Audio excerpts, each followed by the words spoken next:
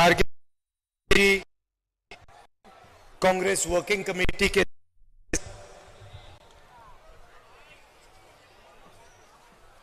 PCC president साहब, CLP leader, chief ministers, stage पे Congress party के वरिष्ठ नेता, भाइयों और बहनों, प्रेस के हमारे मित्रों, आप सबका यहां बहुत बहुत स्वागत, नमस्कार। मैं जानता हूं कि आप सुबह से यहां बैठे हो। दिल्ली में फॉग के कारण हमारी फ्लाइट, खारगे जी की फ्लाइट डिले हो गई, इसीलिए हम समय पर नहीं आ पाए। आप सबको कष्ट हुआ, इसके लिए मैं आप सबसे शुरुआत में ही माफी मांगना चाहता हूं।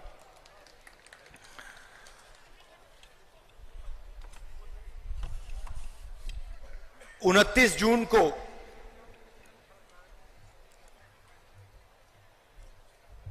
मैं मणिपुर आया था और उस विजिट में जो मैंने देखा, जो मैंने सुना, मैंने कभी पहले नहीं देखा था, नहीं सुना था। 2004 से मैं राजनीति में हूं। पहली बार मैं हिंदुस्तान के एक प्रदेश में गया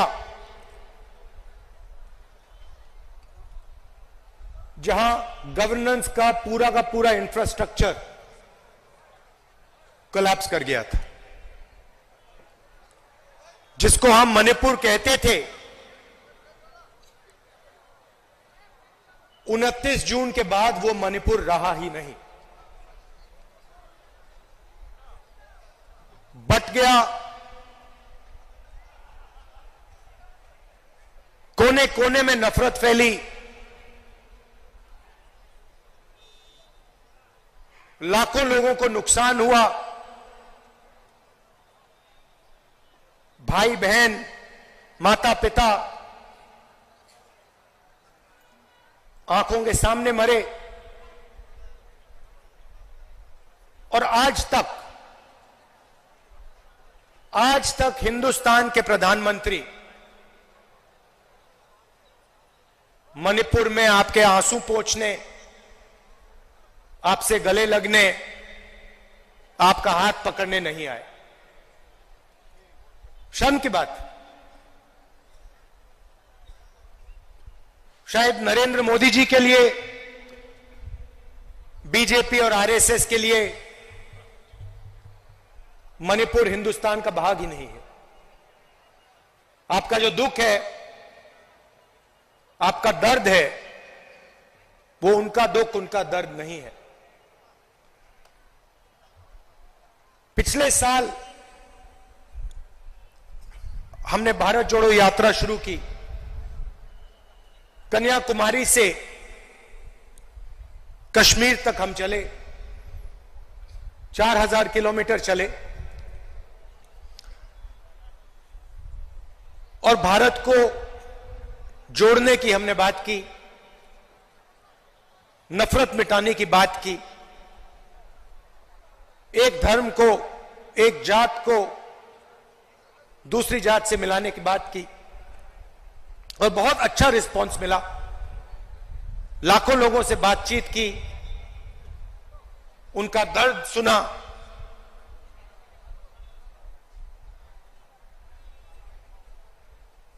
मुश्किल था मगर बहुत अच्छा लगा। लोगों ने कहा कि कन्याकुमारी से कश्मीर तक यात्रा की है तो फिर ईस्ट से वेस्ट में यात्रा होनी चाहिए। और मैं चाहता था कि जैसे हमने पैदल यात्रा की कन्याकुमारी से कश्मीर, वैसे ही हम ईस्ट से वेस्ट पैदल यात्रा करें। मगर चुनाव का समय है और उसमें हमें थोड़ा ज्यादा समय लगता, इसलिए कांग्रेस पार्टी ने हमने निर्णय लिया कि ये बस यात्रा होगी, हाइब्रिड यात्रा होगी, बस यात्रा होगी, पैदल यात्रा होगी। सवाल उठा कि ये यात्रा शुरू कहां से होनी चाहिए। कोई लोग कह रहे थे कि वेस्ट में शुरू होनी चाहिए, कोई कह रहे थे ईस्ट में शुरू होनी चाहिए, और मैंने साफ कहा कि अगली भारत जोड़ो यात्रा सिर्फ मणिपुर से ही शुरू हो सकती है और कहीं से नहीं शुरू हो सकती।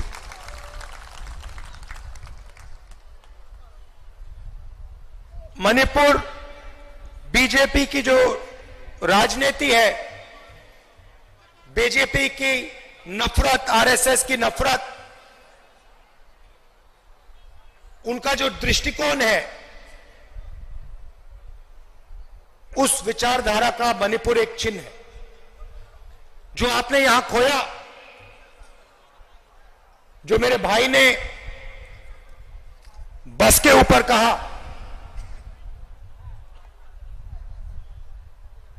कि we have lost what is most precious to us. You have lost it because of the ideology of the BJP, because of the politics of the BJP, because of the hatred that the BJP and the RSS spread in their politics. I was listening to my brother when he was saying we have lost what we valued, and I was thinking to myself, yes, you have lost what you have valued, but we will find what you valued once again and bring it back to you. We understand, all of us on the stage understand the pain that the people of Manipur have been through. We understand the hurt, the loss, the sadness that you have been through. And we promise you, we commit to you that we will bring back what you valued. We will bring back the harmony, the peace, the affection that this state has always been known for. Question arises, why Nyaya Yatra? Because we are going through a period of great injustice in India. Social, economic, and political injustice. Injustice against the people of Manipur, the traditions of Manipur, but also injustice across the nation. Economically, monopolies are being built. Few people are getting access to all the wealth of the country. One or two businesses have their fingers in everything, and the large majority of businesses, small and medium businesses, are being destroyed. Huge levels of unemployment, massive price rise is what the whole of India is facing. On the social side, the large mass of India's people, the lower castes, Dalits, tribals simply do not have a say in the governance system of the country.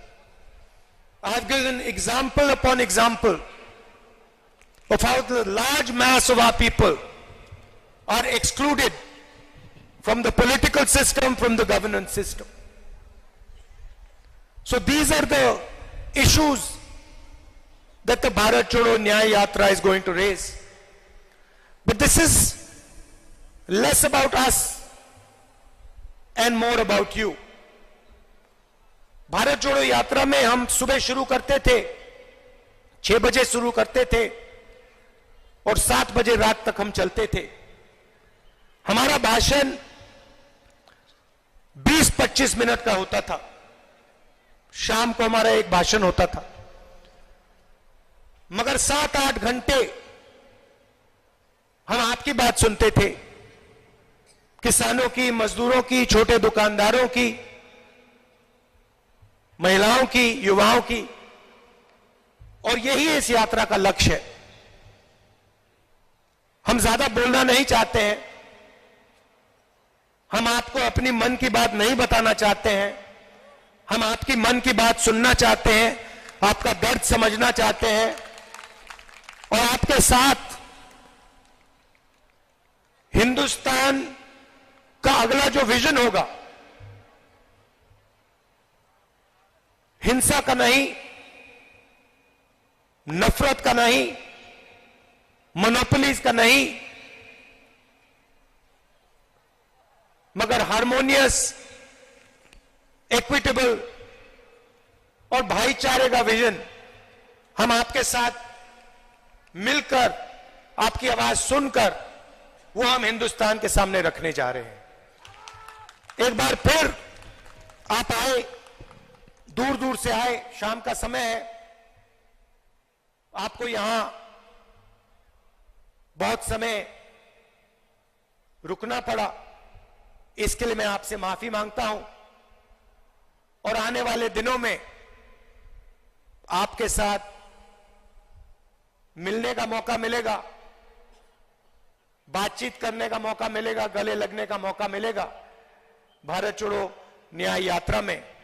तो मैं काफी खुशी से आपसे मिलने की तैयारी करना हूं. बहुत बहुत धन्यवाद. नमस्कार. जय Hind. Whole of India is facing. On the social side, the large mass of India's people, the lower castes, Dalits, tribals, simply do not have a say in the governance system of the country. मैं मणिपुर आया था और उस visit में जो मैंने देखा, जो मैंने